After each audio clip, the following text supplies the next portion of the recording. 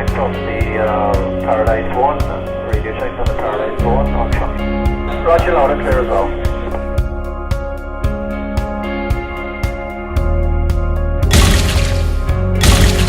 Race support, race support, race control.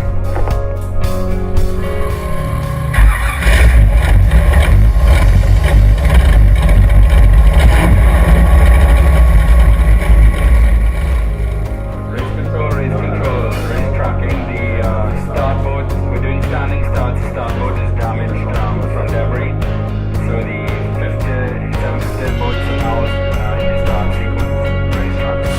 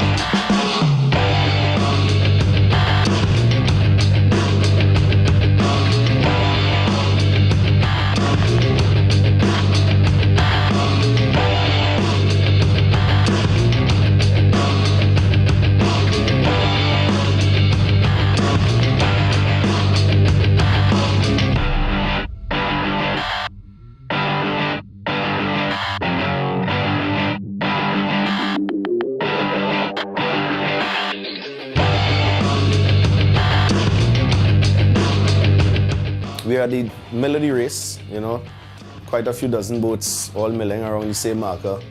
Emotions running wild, nervous, excited, you know, just you're watching your gauges, watching your temperatures, watching your pressures, just hoping that everything works the way it should.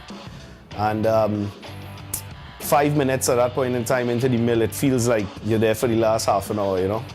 It feels like it's taken forever to start. The start of the race was a little nerve-wracking, you know, you get there and the 70-mile-an-hour boats start with all of the bigger boats. So you're in a mill with boats that do 130 miles an hour.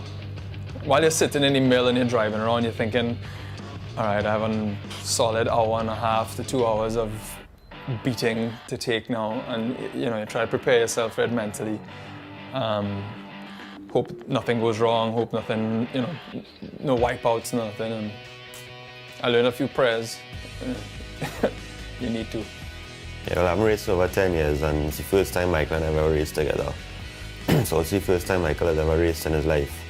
So it was a bit nervous on the start. A lot of big boats, a lot of fast boats. We didn't have the race channel, so we didn't know when the race was going to start. So we actually were kind of waiting around. We were probably a little too relaxed because I was watching 8 o'clock and my watch was actually like 3 minutes slow. So we was like, this race isn't supposed to start yet and everybody is gone. So then eventually we said, nah, it must have started. So that's when we actually started going. Well, at the milling, we hit something under the water that tore off part of our skeg. So the tide was low and all of a sudden, ka-tunk, part of the skeg. We didn't know it was a part of the skeg coming off, but we certainly hit something big and heavy. So we were milling around by the Hyatt, just waiting for our chance and trying to get it perfectly right, which is obviously what you're trying to do, right? Looking for that green flag to drop. And then as it dropped, we got a perfect start. Once the flag drops and the race is off, you know, your nerves, everything calms right down. And you just focused on the race and your trim and where your competition is and so forth. Yeah, just as the green flag dropped and we started to accelerate, you know, at the beginning of the race, we were around the smaller boats and James said to me, "Guy, can you see over those?" And I said, "No, I can't, but they have to go." And so, you know, the bow was like that as we're going on playing. Yeah, they were milling in front of us and we knew they came out the mill just in front of us. So what we did was we see the boats from the side leaving and we gave them a couple seconds and we said, well, they have to be in front and they have to be gone. So we took the chance and we came up and playing there and When the bow dropped back down, they Then were we saw right them. there. They were right there. Turn right. And then we just laid down the throttle and we got a brilliant start. We were way out in front. Yeah, we were. And we were waiting for For the bigger boats, the bigger boats to come pass. Yeah. And it took a while. So when we started, we got a good start.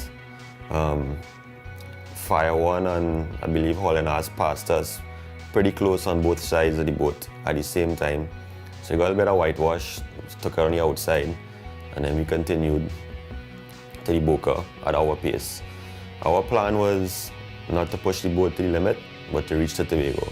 As we came up to start and the flag dropped, we were on the in between two of the bigger boats.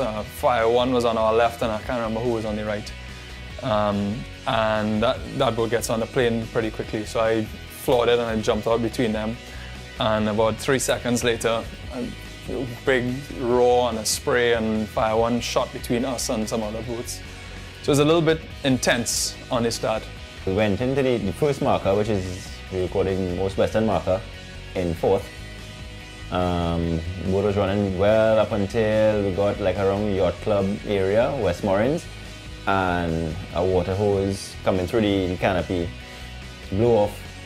We stopped to see what we could do. We ended up just making a little quick fix inside the canopy. He put 2 tie straps on the hose and he said, look, I'm going to hold it, let's go. And that's what we did. He held on to the hose like that, holding on to that thing. And of course, now we can't run top end. And anytime we hit like around 95 miles an hour, James would say, guy, I'm feeling this hose, it's pulsing. At this point, we said, well, look, let's just keep going. Yeah, try to make it there. Let's just try to Let's make it get there. We can win the class at least, We figured we were about close to 10 minutes behind, the bigger boats at that time. Well, we got a perfect, lovely start. Smooth, fantastic. Boat pulled off nice. And we were up in front of everybody.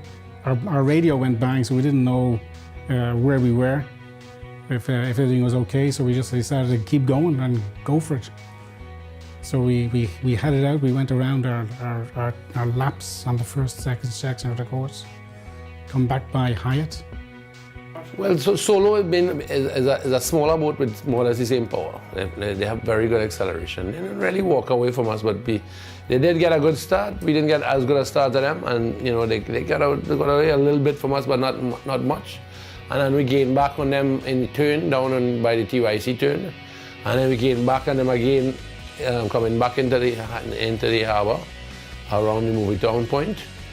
And then when we came into the harbour again, then when we had that problem with that marker, when we had to make that a little less in the second turn, so that we lost back some distance on Solo at that point.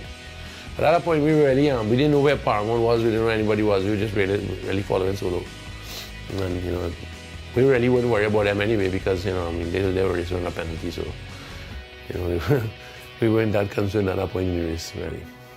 We put a new cap on the canopy because of a recent accident to reinforce the canopy. So that reduces the amount of glass space that we have. So the visibility out there is reduced from what we used to have.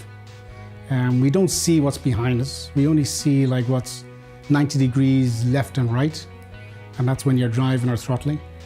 In the back seat, I see like 45 degrees left and right. But we don't really care who's behind us, to be honest with you. It's who's in front of us we want to worry about. There's the guys to catch. Inside the Gulf was perfect. Beautiful, milky water. As you can see by the footage there, the boat running perfectly smooth, fantastic. No problems at all.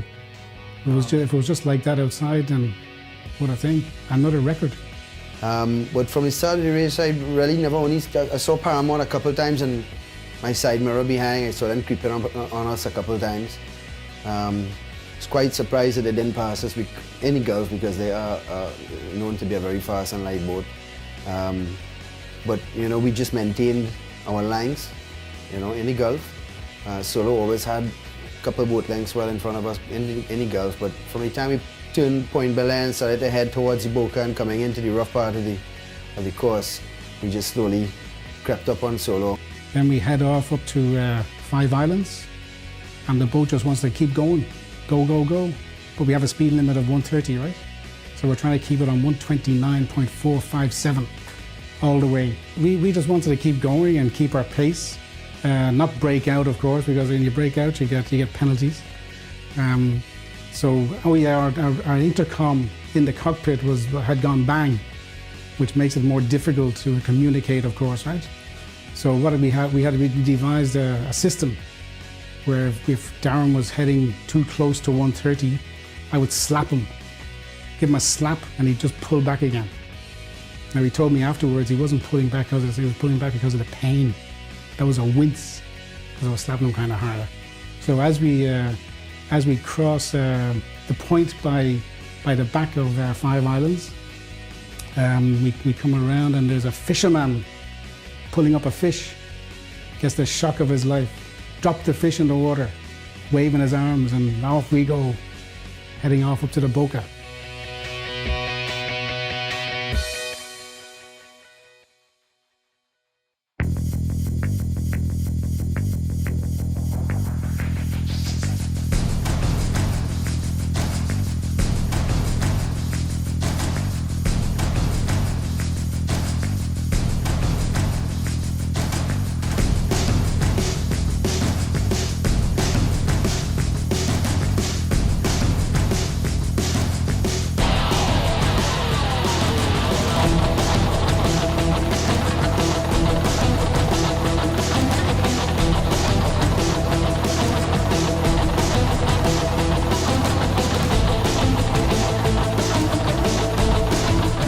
Coming up to the Boca, that's always a nerve-wracking experience because you can't see your exit.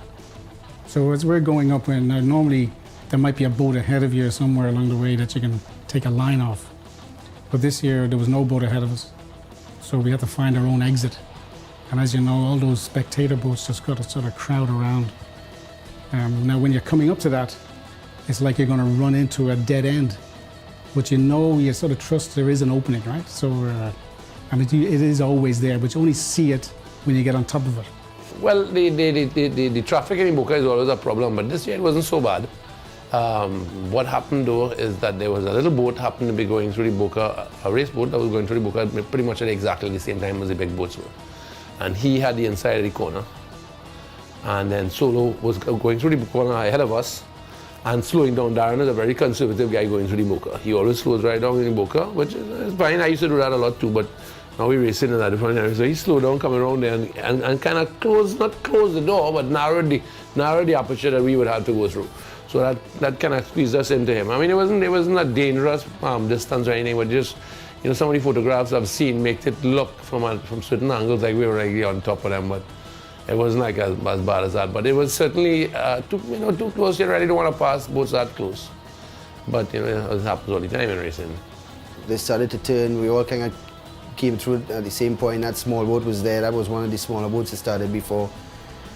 And I just remember Peter saying, thready needle, Joe, thready needle, because we saw that gap getting smaller and smaller. And I tried my best to stay a certain distance from the small boat as well as Solo, because we were creeping up on them at that point. As a driver, this is my second year driving. In all the years that I've ever raced, I used to throttle. I have now taken the position of driving, and I actually enjoy it. It's not as much work as the throttle man, especially in a boat that size. But you do get concerned when you're coming in to the Boca, especially at that speed, and there are other boats around, whether it's spectators or other race boats. But I held my line as good as I could. It was nothing intentional. But that's racing, and it's everybody's looking to go into the Boca and then make a right angle to go up the north. Alright, so we come on the Boca, face Boca. Monster came right behind us, just looked back. It's like turn right, pulling steering, turn right as much as I could. There had a lot of boats on the right, so trying to concentrate and not do anything to prevent the boat from hooking or so on. And they passed really close. Jason could literally stuck his hand out, I would say, and touch Monster. But they passed us in a flash, so he went back into their wake and continued up the north coast. Well, it was a bit nerve-wracking for sure. The pads probably within about 8 feet of us, and it felt more like 8 inches. It felt like I could have almost put my hand out and grab the boat. Well, as you come out of the Boca, you then get into the ocean water, right? Which is different water. You get swells. In the Boca, you start getting some sleeping soldiers, as they call them, which is the tide coming against the two tides meeting. So you get bumps in like a smooth bump in the Boca, like speed bumps. Then those speed bumps, once you get outside, become bigger bumps, which stop your speed. You can do a little bit, you can do certain speed on the speed bumps, but which you sort of fly off them, right? But once you go outside, you got to pull back your speed and adjust your boat again, get the stance proper for the bigger waters. Because once you get out there, you're in the ocean, and then your water's coming from a different angle, and you have to adjust your speed, etc., to cope with it, or else you get into trouble. Well, as I say, we weren't concerned about Solo because they were racing with a penalty. Paramount, of course, was our main competition in our head at that point in time, because we knew that they were a big and capable boat, and so they should be in the issue, and they were running with no penalty. So we were looking for both of them on the North Coast, but what we knew on the North Coast is that we had the advantage. So as we got on the North Coast, we said, right, this is our time to settle down, and it's not about any 130 here. Nobody can do any 130 outside here. So the speed bracket and the limit that we have to maintain is not important on the North Coast. Nobody was doing 130 miles an hour on the North Coast. And then all of a sudden, Monster took us on the inside, because for one reason, for a certain reason, that our intercom had gone off, and we had a little problem communicating with each other on setting the boat up. So as you see by the footage there, we're doing a little bit of a shimmy dance, a little bit. That was trying to adjust the boat to suit the water conditions. And Monster, I think, had their intercom in place. The communication was quicker, so they got that a bit better than us. The rougher the water is, the further we'll be in front. That boat is designed to run in big water, rough water, big chop, small chop, medium chop, whatever, It's not a boat to do the highest of speeds in the idealist of conditions, but when it comes to windy conditions, chop, big swells, that is the boat. And the Great Race typically is that type of water. Rarely you will ever get flat water on the north. It's never flat. You still have these sleeping policemen, as we call them, and that is where this boat really performs. It's a very large boat. It's the biggest boat out there, really. Even though the other boats claim to be, be like Mystic is a 50-footer. If you really look at Monster next to the Mystic is a smaller boat. It is 50 feet, but there's a big long overhang that sticks off the back.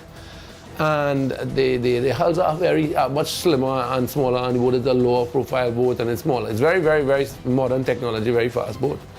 But I still prefer to have a little weight, and it's a lot lighter than us. So I still feel that the extra weight on the North Coast, especially if you're not trying to do 170 miles an hour, is definitely, the extra weight is going to help you. We're a bigger, heavier, longer boat. Length is strength in Europe.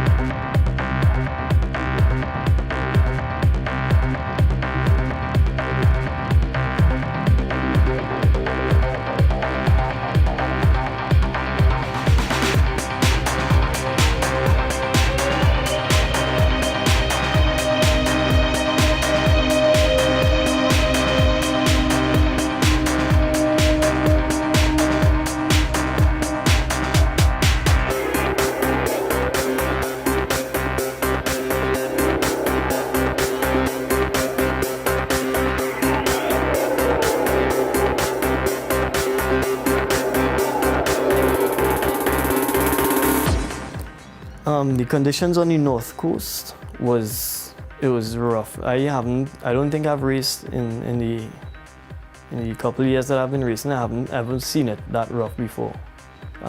It was to the point where everything in the boat was getting beaten about. Everything. The ignition, when we shut down, when we looked at where the key goes in, that was broken from the dash and hanging down inside the hole. So that's to tell you, that'll give you an idea as to how bad that was. So that's when we lost a lot of speed. We started doing anywhere between 53, 55, going up the north. It took a little bit more work out at Chatham. I couldn't put too much taps down to slow the boat down any further than that. But we trim it out as best as possible. And it took him a little while getting used to how the boat handles and stuff, because didn't have too much time in the boat going into the great race, and especially with water like that.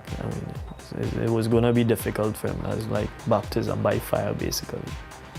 But he handled his stories going up, and I think when we were just about by tracking station, that's when I felt the boat. I looked back at the engine, I saw the engine moving a little bit more than it should have been. So we slowed down a little bit there. By that time, we had basically had at least about 5-10 minutes on Predator 3, I believe. Right. We stopped, checked the engine, checked all the bolts, stuff that we had done prior to the race, and everything looked like they were tight and so on. So we said, all right, no problem. Continue up the coast. By that time, Predator had already caught up on us. So we dropped throttle again, took off in front of him, and we were running up the north for quite some time. I've been with Energizer for 2 years now. The first year we went over, the water was like a lake, so that was a dream. It was as if we were just cruising on the islands. This race this year was a lot more challenging, and the problem was when we were leaving the water, the re-entry was always challenging. Energizer, we run two what are called Anderson surface drives, so they are not the normal legs. So our propeller extends 3 or 4 feet, 2 or 3 feet behind the stern of the boat. So anytime she leaves the water and she comes back in, any slight movement to the steering wheel will cause the boat to give a sharp turn, either to port or to starboard, and which we experienced quite a few. And there were a lot of discussions between Anthony and myself going up the road how we could manage those re-entries. And it came a time when we decided, look, just once she leaves the water, just let go of the wheel and let her come back in on her own, and she will correct on her own. And then as she touches the water again, grab back the wheel. And that seemed to work. But I must admit it was a little hairy letting go the wheel in those kind of waters to let the boat do it. But she handled well. Once she left the water and you left her on her own, she will come back in on her own and she will behave quite nicely. Yeah, as soon as we come on the boat and we realize, well, there is definitely a little water out there. It's not flat, so this is where we're going to separate the men from the boys. And we are confident at that point that there was nothing going to hold us to Tobago. Everything had to stay together. And when we went up the road, we were going up the road. We could have gone up faster. It would have been more dangerous. But we went up the road fast enough to stay in front of everybody, and then eventually we did just disappear out the back, and we didn't know where they were gone. So all at that point, we thought, great, we have this here. This is definitely going to work, but we still have to keep running. And then the little gremlins start poking their head up. And as we saw ourselves slowly pulling away from Solo, and of course Paramount basically disappearing in the back, we slowly brought it back down to about 110, 108, 112, 108, and we kind of maintained that going up all the way up to Shodo into Maracas, and it's going into Maracas and coming out of Maracas where we really realized that our competition was really far behind. We couldn't even see a splash. You look left as you're coming out Maracas, look down towards Shodo, and we couldn't even see anyone. I believe both Solo and Paramount may have sustained problems by then. Well, thank God Peter made the decision to get those suspension seats, because they really do make a big difference. But the boat is just perfectly balanced. The suspension seats are a big plus, and I really can't say that it's the first time that I have completed so much of the course in a long time. I stopped racing for like 9 years, and I woke up next morning after a great race feeling fine. Normally after a great race, your lower back, your neck, your arms, everywhere is hitting you, and I really can't say that I experienced that this year. The combination of the suspension seats and the ride in that boat, combined, it definitely isn't as bad. And I'm older than I used to be. I started racing in '93, so it definitely isn't as bad. The water wasn't the worst it could be. It wasn't calm either, but it definitely is a pretty smooth ride. Well, throttling the boat is the most is what the fun of the boat, because you really get the feel and the power of the engines and what it's doing over the water. The mission is to try and not have the engines over rev on you while you're leaping through the air from one wave to the other. You cannot, if you just keep the throttle buried, you're going to destroy the engine soon enough. And that's really the mission. So as you're jumping off, you'll hear the engines come on and come off and come on and come off. People might wonder why is that happening, but that's just really to save the engines from over revving and from coming apart. Well, the real thing about the communication is that it's whether with Joey and myself, it's just almost not even necessary. I don't even have to think about what he's doing. I know he's going to do the right things. Right? It's almost like I'm driving, I'm tuning the boat, and I hope that he feels the same way. We really don't have to think about what we're doing. It just happens, naturally. We do talk to each other, of course, to make sure that we're on the same page when we're talking about going into a corner, or what line we want to go down, approach the corner at, and any more than that, and I'll be giving away secrets. So I say.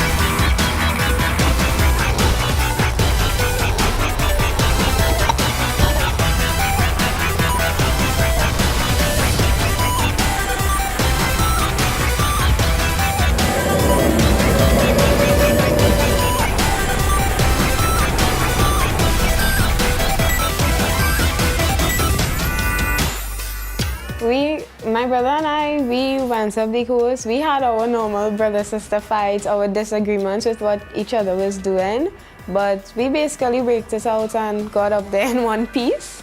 He, as a driver, with experience as a driver, helped me. He was able to correct me when I was doing stuff that was not correct or made mistakes. He could have helped me, correct me, so that was good. Your role as a driver is basically going up the coast in those water conditions to predict the way the wave will throw the boat when it leaves the water, because with those waves the boat is going to leave the water fully. So you don't want it pelting all over the place to either side. You try to keep it straight, so the driver now has to predict which way the wave is going to pelt the boat to correct it, to see how best it could land straight. Going up the north coast, we found ourselves struggling to keep up with the larger boats. The problem for us is that being the smallest boat in the class, when you start to get into the rougher water, the bigger boats can handle the waves a little better, and they maintain more speed. And having to push in places where we probably should have not pushed as hard as we did. And we took one awkward jump, and the boat came out of the water at a very sharp angle, so sideways, not even up or down, but at an angle. And when we landed, full hook. I remember being in the air and landing, and the next thing I remember was then bang when my helmet hit Timothy's helmet, and I almost flew out. I don't know what I was holding on to. I don't know what kept me in the boat. I landed back in my seat and realized that we were okay, that the boat hadn't broken, and I was back on the throttle right away. It's a race that happens. The larger boats, because of their weight and their size, they don't jump as much, they don't jump as high, they don't jump as far. And so they can stay closer to the speed class. And it gives them the advantage in the rougher water. In the calmer water, we're very perfectly matched. But the minute you start to get into the rougher stuff, you start to lose that gap. And I remember as we passed Shodo and it really started to bang and started to bite, we would just, every wave they would just pull a little bit and a little bit and a little bit, until eventually when we were into Maracas, we were just coming into Maracas and we could see Right Formula exiting Maracas. So he had built that lead on us. And every time we got back into the rough, he just built the lead a little more, and a little more. You have to be in sync with your driver and your throttle man. Everybody, each one has to have faith in the other that they're going to do the right thing. Because there are little things that you have to keep doing. The boat will start to walk on, and the driver has to be able to correct, and the throttle man has to know that he can continue applying power and that it'll be corrected, or that when to pull off, when to go on. So, each person has their own role, and each person knows what it is that they have to do. And we have the contact, so we can talk as we go, and keep each other motivated, because your arms get tired. You're constantly banging in your seat, and you have to keep telling each other, keep focused. We're doing good. We get in there, and racing is painful. You're in a sitting position. The dashboard where your knees go. We put padding and protection, but some of the impacts are so hard that my knees would fly up and actually split through the protective covering. So my knee was hitting straight fiberglass. The impacts in the seat, you land so hard, your ears ring. You can feel your insides shift. You can actually, I've had impacts that were so hard that you land and your ears go, and you're literally, you're out for a split second, and you have to, keep concentrating and focusing and keep yourself going. I think the next milestone was seeing Solo. They were running. They were running, but they were running at a lower speed. We didn't know what their problem was. We figured they had to be having some kind of engine problem. So we said, okay. So that's one big boat down. And by this time, we figured that Monster, top 4 running, Monster and sure. Paramount was still in front. Just coming up to we're looking out, starting to look for Grand Riviere marker. We saw the 3 boats, which we figured, right, that's the 95 boats, and they were all running together, which looked real nice. So we picked a line through the middle of all 3 boats. Savage, Stinging Metal, and Dragon. Dragon was outside. Was on the outside of us and came through. We were running at a decent pace there.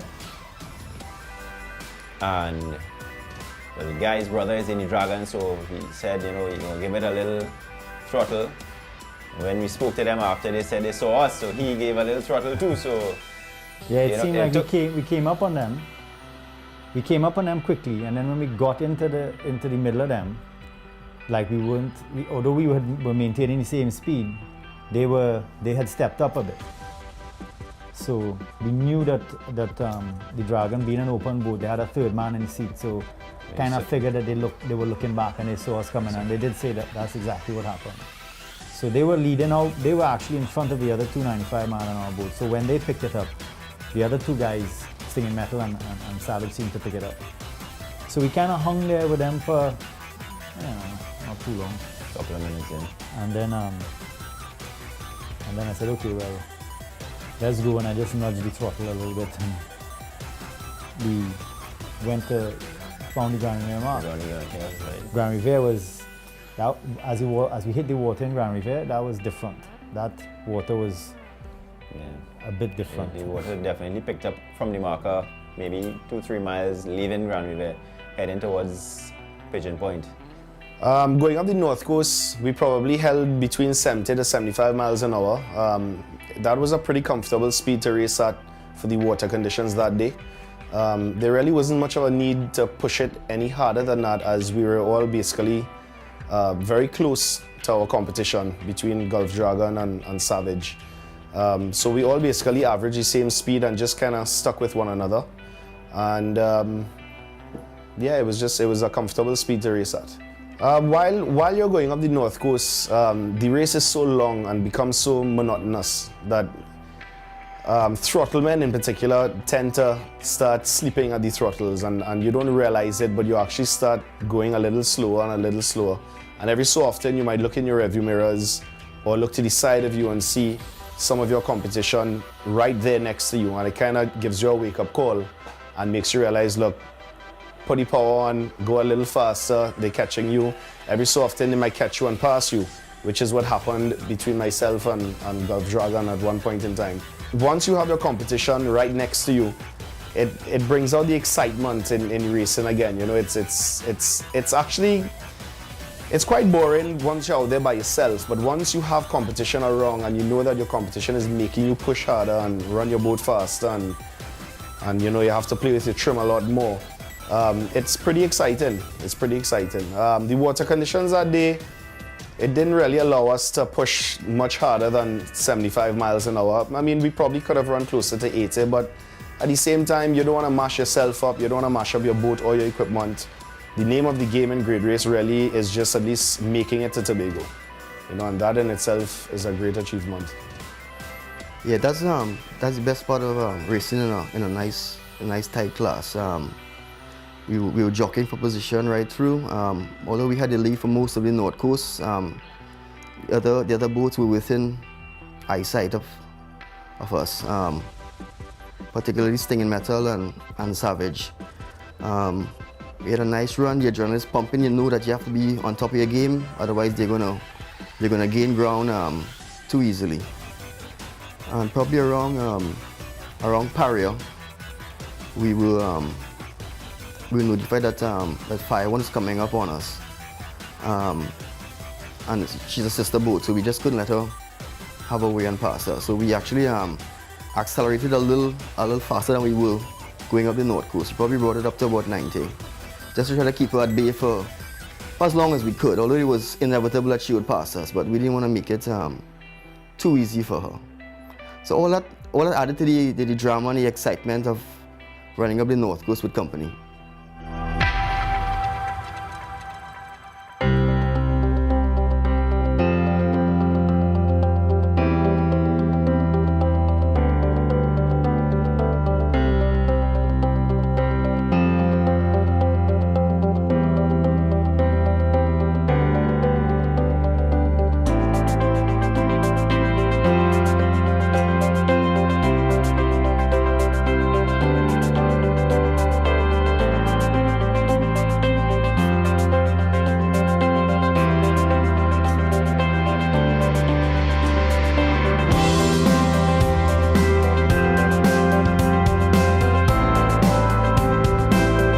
But we sustained 3 problems. I mean, I guess we'll never 100% know for sure in what sequence it happened, but it more or less happened one after the other. One of the lines to the water cooler blew our O-ring, so we were leaking a lot of water in the hull. But we had discovered that problem was happening. You know, she started to kind of land on the port side, so Peter put the bilge pumps on, and that solved that. That didn't stop us. And at some point, we lost the blower bell, and now, you know, again, that didn't stop us. What really stopped us was the coil. You know, the bracket hole in the coil for some strange reason broke. Coil started slapping around in the engine. It eventually cracked, and we just started losing more and more spark to the distributor, and you know, we just eventually lost all the power to the engine. Managed to keep it on plane, which is a very difficult thing to do on a boat that size. But we just kind of held the other engine open to get us to Storby, and you know, at that point Peter jumped out and to go and have a look to see what was really wrong, and when we saw the amount of problems we had, we just called it a day, you know. I find the water going across never really eased up until we were almost right on the corner at Storby. And the land sort of, we got into the lee of the land, and it eased down, it calmed down a bit. When we were coming into Storby now, our eyes were to the right. We were looking east to see the boats, any boats going up to looking to Scarborough. Looking for wash, because we're thinking 2 big boats ahead of us. You know, we didn't see any wash.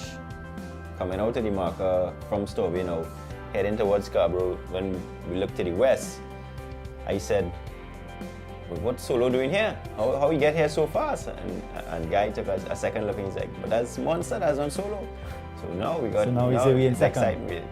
We're really getting excited now, because we say we're coming from the back here and we're into second already. So we're not already, but that piece of water between Storby and Scarborough that was a mess.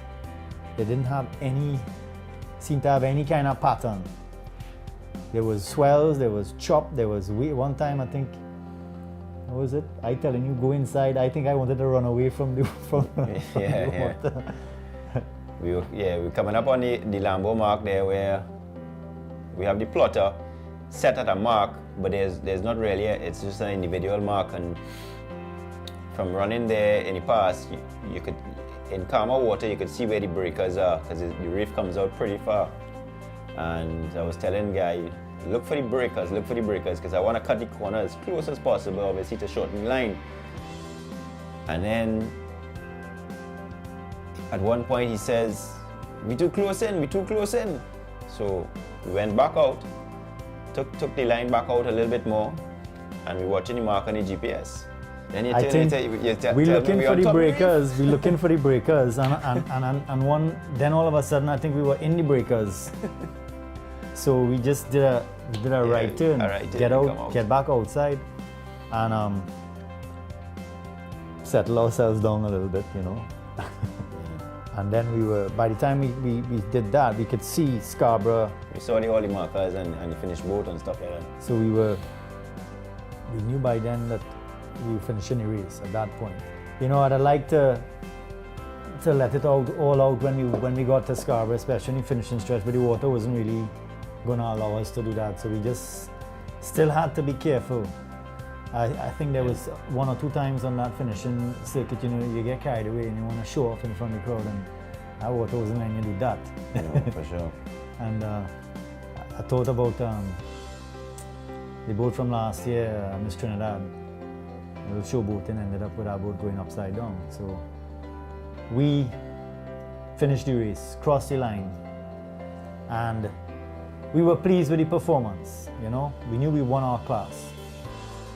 We got out the canopy and we started to look for Paramount, because we thought Paramount was going to be parked up there somewhere.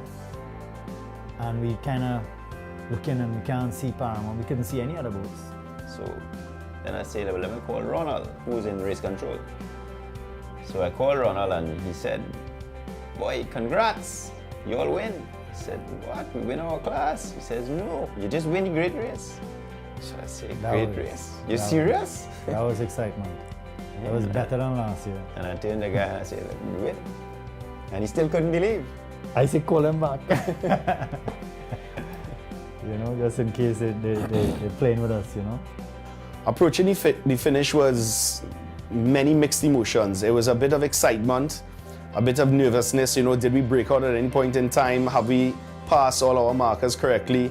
A bit of shock, not expecting to do so well for my first time.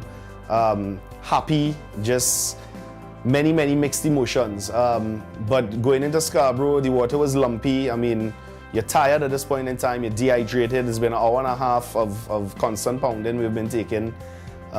Basically, we just trying to finish making our way towards the finish line. There was a bit of miscommunication in the cockpit while we were heading into Scarborough. There were 3 markers in Scarborough, which 2 of them you had to pass in between for the first lap, and then to complete the finish, you had to pass in between another 2. And neither Conrad or myself were sure where to go. So we went where we thought we should have gone, and after we passed it, we realized, look, something is not right here. I think maybe to be safe, so we don't get disqualified, let's make a 360 degree turn around the marker, just to be safe, and then complete our lap and a half, which is what we did, and thank God we did, because if we didn't, we would have been disqualified. But once we crossed the finish line and we checked in with race control and found out, look, you're officially second overall, first in your class, no penalties, no breakouts. It was a very overwhelming yet humbling experience, especially for our first time. Coming around by Lowlands area, we picked up another race boat ahead of us and made a run for it. Because at that point in time, we were pretty much sure that we were in the top 5, but we weren't sure how high up we were. So we made a run for it. It turned out to be White Heat, which we passed to the south side, heading into Scarborough. It was a sight to see because it was a long race and we were getting a little tired. It took a lot of concentration coming around the course because at that time you want to finish. The crowd is there, the adrenaline is pumping, so we took the course quite fast, but quite tight as well. The Dragon handles circuits quite well. We did a nice tight finish, pretty much at near our top end speed of about 90, and we had a good finish. You know, it worked out good in the end. We finished hard, and that was the best we could have done.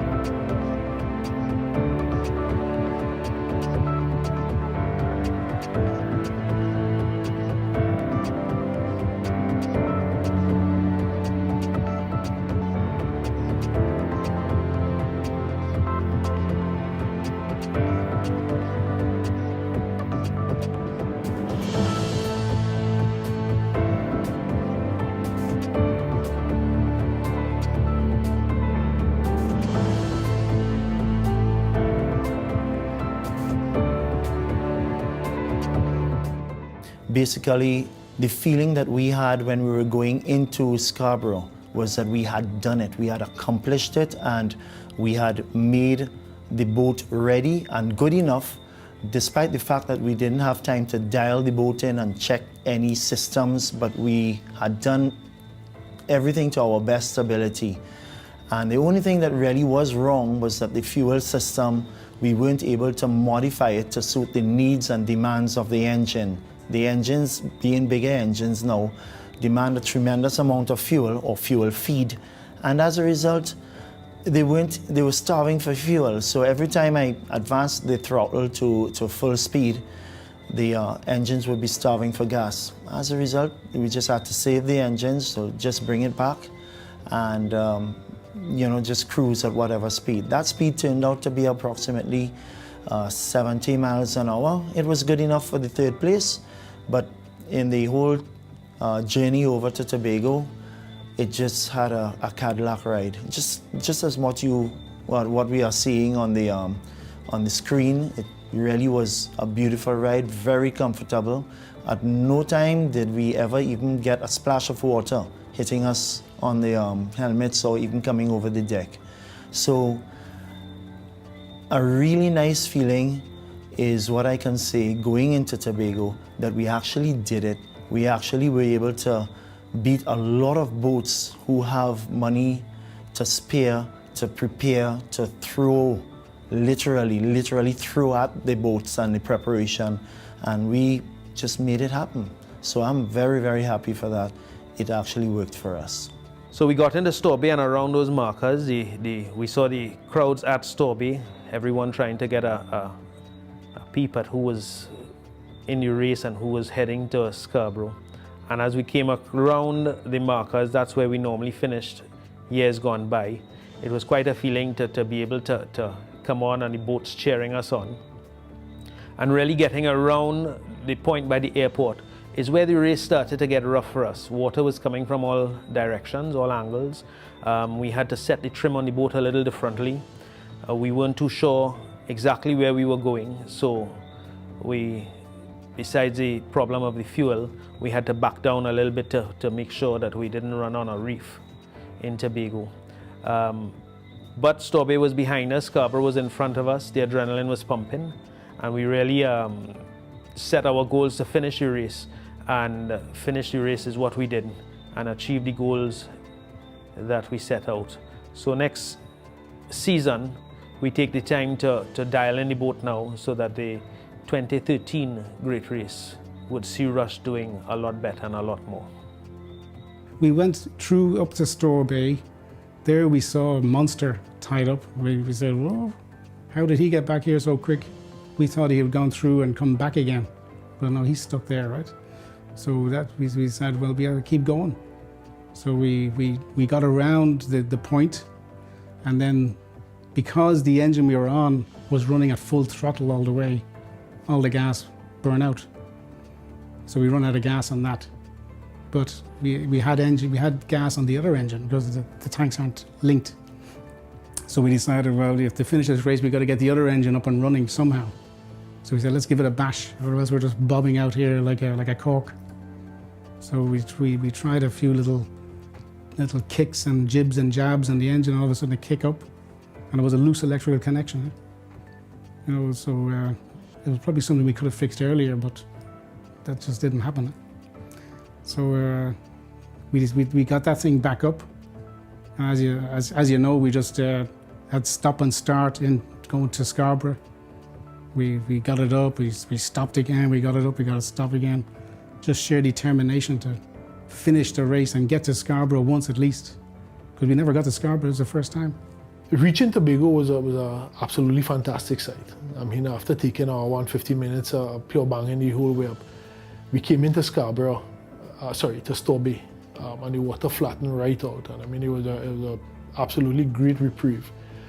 But once we made the turn into Stobie and we came out and we started heading past Lowlands and so on, we experienced some waters there that were just as bad as anywhere on the north. I mean, the water was coming from all sides. There was no way you could actually judge where the water was coming from. And at some points, just off of Lambo, it was really, really bad. I mean, so close into Tobago, we were trying to finish. We were seeing Right Formula just ahead of us. We were trying to push to see if we got a quarter, and it was just more airtime, more and more airtime. And I guess at that point in time, we were both a little tired, both a little beaten. But the race was almost finished. One place was ahead of us, and that we had just had to go for it. And so it was rough. Even doing the final lap in Tobago around Red Rock, we were getting a predominantly southeasterly sea coming in with some fairly large swells. So making the turns inside of there was also quite tricky, but it was a great joy to finish. My boat is a Oki Manifeld, made in Sweden. It came with a foot throttle. Other boats have a hand throttle. Normally a hand or another person uses that to throttle while another person steers the boat. So 2 persons, one throttling, one steering. That's a regular boat. That is what most of the boats have here in racing. Mine is one of the only boats that we race with a foot throttle. So the driver actually foot throttles the car like the boat like a car and steers it. So if you're coming around a corner, the person don't have to slow down for you. You actually doing your own slowing down and steering. In the beginning, we started with this particular boat. It's 4 years old now, running in every regatta for the past 4 years. That crankshaft is not really a high performance crankshaft, it's a cast crank. It took a lot of beating. This year it took a little extra. Right there, in that sort of age, a lot of fatigue that had been taken right after where the flywheel meets the crank. With all that pedaling and pressure. It's like it's like a car going at 100 miles an hour and something just locked the black wheel and you go to 0. So you just can't imagine that you doing that 300-400 times in 1 hour. Something gonna break. Our crankshaft broke. It was old too, so it did see some fatigue somewhere during the years. And as everything else, I myself was tired. I missed some waves. I did full throttle on some while we were in the air when we should have been backing off. So while the boat was re-entering, we know it was on like half or part throttle, we were on full throttle. The boat wasn't on full speed, so the crankshaft started taking load, and that is where it shared. When we saw Crown Point, the water got a little smoother. We started to give it a little more oomph. And then, of course, when the chopper came in, we tried to do what we could do. Went into Stobie, came back out. The water got very rough again, going back into Scarborough. Again, came back on the throttle because we wanted to make it so close. Didn't want to over push it. And then that close into finishing, we could have damaged something or knocked something out of place, you know. However, when we pulled back, we saw another boat in the distance. Coming towards Scarborough, we actually saw Candyman to our right. So both of us watched each other and said, nah, can't let these girls beat us. But they were coming directly from Grand Riviere because they didn't have to come through Stobie. So we decided, you know what, that's an extra place we could finish forward if we push it a little harder. So we pushed it again. And we barely got in front of them before we made the circuit in Scarborough. The outer side of the circuit was rough again, came back in, and that's how we finished. I believe we finished 10th overall.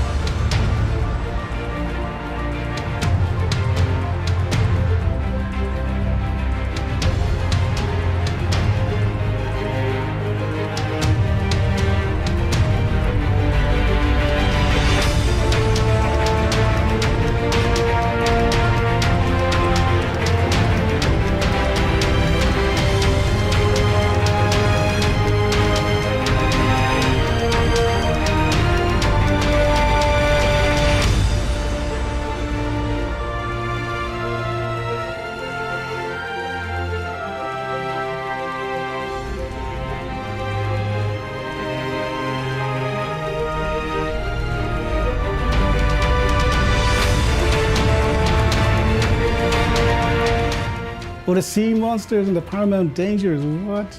Well, those Sea Monsters and Paramount Dangers and Raging Fireworks, they didn't get us in our class, so we won our class, right?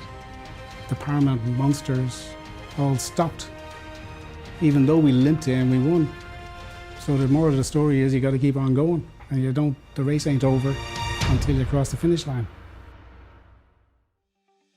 So there we have it, folks. Out of the 25 boats that entered, only 12 made it to the finish in Scarborough, with the first 3 boats arriving within a 10-minute window.